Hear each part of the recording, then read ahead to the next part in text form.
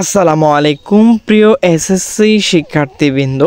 তো তোমাদের কিন্তু আজকে ভর্তির আবেদনটি শুরু হয়েছে সকাল 10টা থেকে। তো এখন আবেদন করতে গেলে কিন্তু সার্ভার ডাউন দেখায়। তো সার্ভারটি ঠিক করা হবে বিকাল 6টার সময়। তো সেই সময় থেকে কিন্তু তোমরা আবেদন করতে পারবে। তো এর আগে যে সিস্টেমটি ছিল আবেদন করার, সেটি কিন্তু এখন নেই।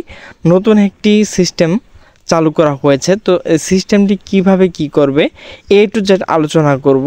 তো ভিডিওটি স্কিপ না করে সম্পূর্ণ দেখতে থাকো। তো প্রথমে দেখো, অবশ্যই তোমাকে একটি অ্যাকাউন্ট প্রোফাইল তৈরি করতে হবে। তো সেটি করার জন্য তোমাকে যে কাজটি করতে হবে, তো দেখো এখানে লগ ইন এবং সাইন আপ রয়েছে। তো প্রথমে যেহেতু তুমি একটি প্রোফাইল অ্যাকাউন্ট খুলবে, সেহেতু তোমাকে সাইন আপে ক্লিক করতে হবে। সাইন আপে ক্লিক করার পর তোমার সামনে ইডিইউআইডি এর জন্য আবেদন করুন একটি অপশন চলে আসবে। এরপর শিক্ষার ধরন, এখানে কিন্তু 3টি ক্যাটাগরি রয়েছে।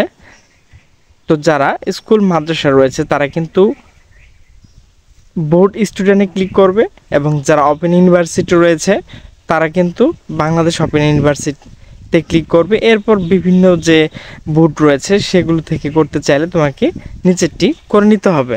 সামনে কিন্তু এরকম একটি ইডিইউআইডি এর জন্য আবেদন করুন চলে আসবে। তো শিক্ষার ধরন স্টুডেন্ট বোর্ড, এটি হচ্ছে কিন্তু জেনারেল বোর্ড যারা রয়েছে স্কুল মাদ্রাসা। এরপর বোর্ড, তো তুমি যে বোর্ড থেকে এসএসসি পরীক্ষা দিয়েছিলে, তো ডান পাশে উদাহরণস্বরূপ দেওয়া রয়েছে, তুমি সেগুলো দেখে নেবে। পাশের সাল, তো তুমি যে সালে এসএসসি পাস করেছো এখানে সালটি টাইপ করতে হবে। এরপর রেজিস্ট্রেশন নাম্বার, তো এবার এখানে কিন্তু তোমার রেজিস্ট্রেশন নাম্বার এবং নিচে রোল নাম্বার টাইপ করতে হবে। তো উদাহরণস্বরূপ দেখো এখানে স্টুডেন্ট বোর্ড রয়েছে, বোর্ড নির্বাচন করুন। এরপর সাল, তো নিচে দেখো লক্ষ্য করো রোল রেজিস্ট্রেশন দেওয়ার পর এখানে 9+2 রয়েছে, তোমার বেলা অন্য কিছু থাকতে পারে। এর ডান পাশে দেখো ফলাফল লিখুন, এখানে কিন্তু দুইটি মিলে যোগ করে যা আসবে এখানে 11 টাইপ করে জমা দিনে ক্লিক করবে।